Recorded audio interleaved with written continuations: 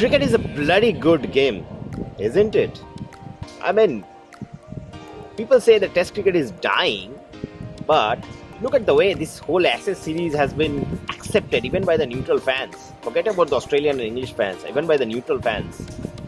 And if you have matches like the one we had here at Lords or the one at Edgbaston, I think Test cricket will be pretty safe and secure. But again, we may have very good advertisement of Test cricket through these games, but as a cricket fraternity, are we doing enough to uphold the spirit of cricket? Many of you probably would not agree with me regarding this so-called spirit of cricket thing, but it does matter. I think you should, obviously you should play the game according to the law, but you should have your own integrity as well. And whatever happened at Lords, perfectly justified by the law. I'm not questioning the dismissal. Both captain, in fact, Ben Stokes also said in the press conference that was out. But should Australia, the way this Australian team has done PR in past few years to, improve their reputation overall, don't you think that after a day like this, that whole reputation will be hurt? I know that they are 2-0 ahead in this test match, but I think after whatever happened in Cape Town, Cricket Australia has said publicly that this team is going to be more well behaved, and obviously I am not asking them to be compromise with their competitiveness, but there is something about upholding the spirit of cricket, which I believe, which many captain believes. Even Pat Cummins also in the press conference said he also believes in the spirit of cricket thing, but has he done enough on the field to uphold it? I'm not sure, and neither is Ben Stokes, not the entire crowd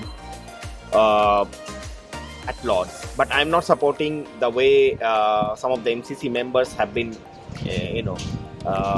targeted the Australian team, abused the Australian team. Nobody is supporting that. MCC has already clarified that.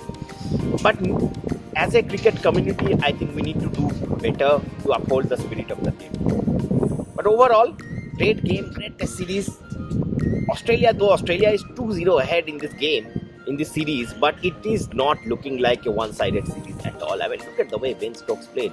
I think if you ask me,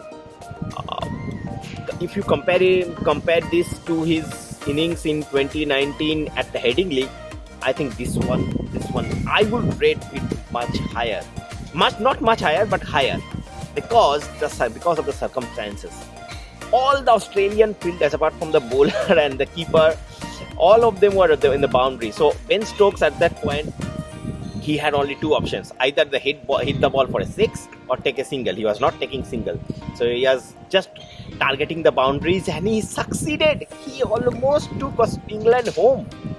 But you have to give credit to the Australians, the way they stick to their plan, and following that Ben Stokes dismissal, they did not allow any partnership to take place. So overall, Australia deserved this victory. I think England should look back and probably on day 3 morning, when they lost 47 for 6, look back at that phase. I think England, and they will probably try to rectify that in the next test match. There is a very, very short turnaround time. Next match starts on next Thursday.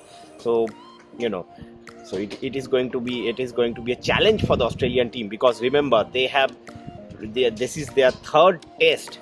Honestly, I know that there is a gap between in the first and second test match, but still, this is their third test. Most of their bowlers have bowled extensive overs. There was no Nathan Lyon today, so their fast bowlers had to do a lot of hard work, and the recovery time will be very short.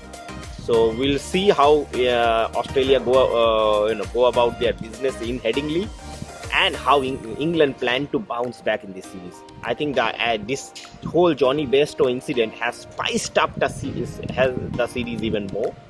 So we'll see some of his reflections in Headingley as well. We'll follow that. Do follow Race Course Cricket. This is Sandeepan Banerjee signing off from the Lords.